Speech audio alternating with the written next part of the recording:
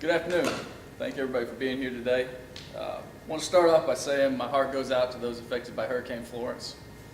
You know, from everything I've seen, it was as destructive as everybody said it would be. I know there's schools in our conference, as well as players and their families that are greatly affected by the aftermath, the flooding in their facilities, to their homes, and just want to say that our heart goes out to them, and they're certainly in our thoughts and prayers. One thing that I hear a lot about is the fact that just 12 months ago our players were going through the same thing, and so I think if you ask our players, they'll be able to really empathize with those players and what they're going through, trying to find balance between worried about family, worried about school, and worried about ball. It's been 2 weeks since I had the opportunity to be up here and talk to you guys.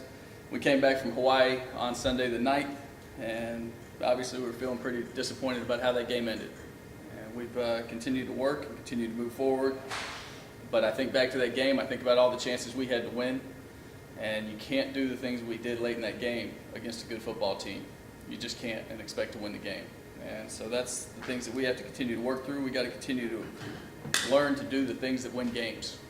We got to continue to play 4 quarters of football and finish strong like we're demanding of our student athletes. It's something we've talked about really since day one, and that's start fast, stay focused, and finish strong. And it's something we did all summer.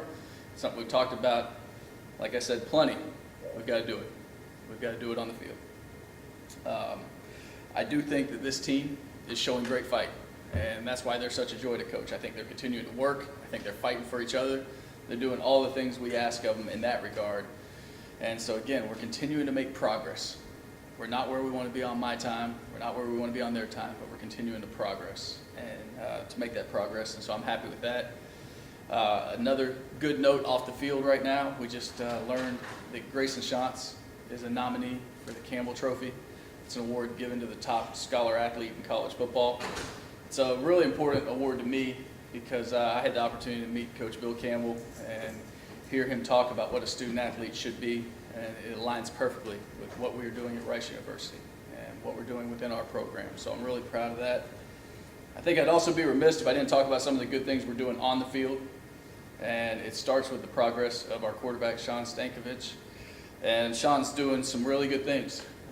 Sean is really taking steps coming out of the huddle, making play after play, getting us in the right play. And I think you see that when he threw for almost 300 yards, threw for 3 touchdowns against Hawaii. And so again, continuing to take steps, still got some things to grow with in his game. I think our running back position is playing really, really well right now. Running the ball, seeing the holes, hitting the holes, and continuing to make some runs into explosives that maybe shouldn't be and turning the ones that should be into the big runs, the house call you saw by Soup. I think that what he's doing without the ball and protection might be as impressive as what he's doing with it. So I think that group is doing a really fine job. Defensively, we're taking high, potent offenses, taking 3 and out, getting them off the field, getting off the grass the way we're supposed to. We're just not doing it for 4 quarters. And that's what we need from that group is consistency. We need consistency. We need to be able to get off the grass and not allow the big play. And that's something we're really focused on right now. Special teams has been a bright spot in all 3 games. It's something we count on right now. They're making plays in that field, whether you're talking about the guys that are kicking the ball or the guys covering it or the guys returning it. And that's not only keeping us in games, it's giving us a chance to win games as we go down the stretch. So that's been really good, something we got to keep going right now. Our bye week last week came at a great time for us. We got a lot of people healthy. I did encourage our guys to understand that it's a bye week and not an off week, as some people will wrongly say at times. But it was so good for us to go back to the lab and to really focus on fundamentals and techniques. Had a lot of live work in practice, a lot of tackling to the ground, and a chance for some of our younger guys and some guys coming back from injuries to really shine. And that was great to see. I think that it also allowed us as coaches to really address some of those lessons from those first 3 games that we have to clean up as we sit here and look down the road at our first conference game, playing at Southern Miss this Saturday at 6 p.m. And with that, I'll open it up for any questions. Hey, Coach, how do you talk about playing for 4 quarters? How do you maybe condition the guys to play for 4 quarters? Yeah, Glenn, in my mind, it's not a conditioning aspect. It's certainly not in the Hawaii one. It's not like we were cramping. We are down in terms of the number of guys that are contributing for us right now, the guys that have earned the right to be on the field. We just don't have great numbers. You know, I think we took 75 to Hawaii and 37 didn't play.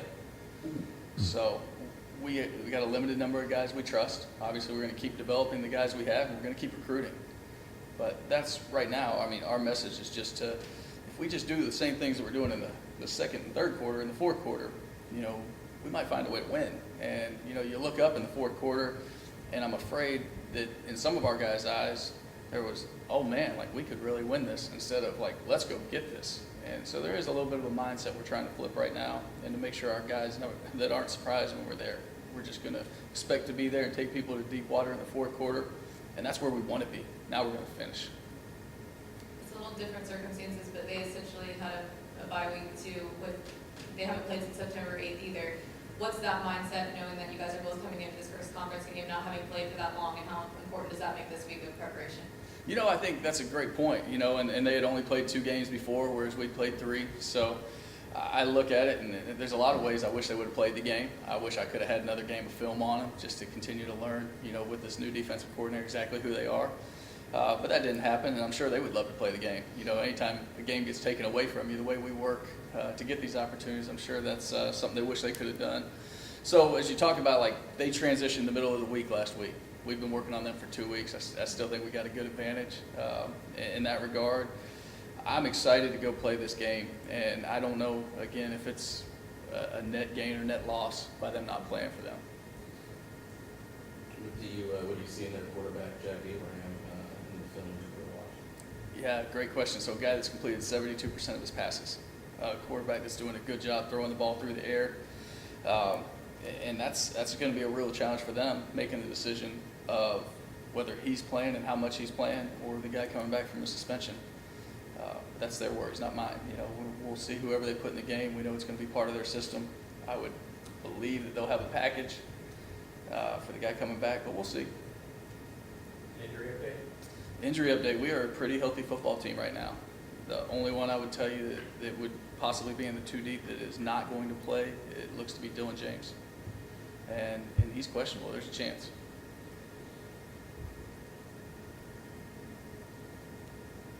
So generally, have they bought in? 3 weeks, three games into the season now, are you pretty much where you want to be? Can you just talk about that? Well, we're not where I want to be. I don't want to be 1 and 2, and that's what we've earned as a football team. But what I am happy with is the way they're working and the way we're making progress. So, again, it's one of those things that we're not where we want to be, but thank God we're not where we used to be. I feel like that's been a pretty consistent theme over my 10 months here, and it's still true as we're sitting here going into our 4th game today.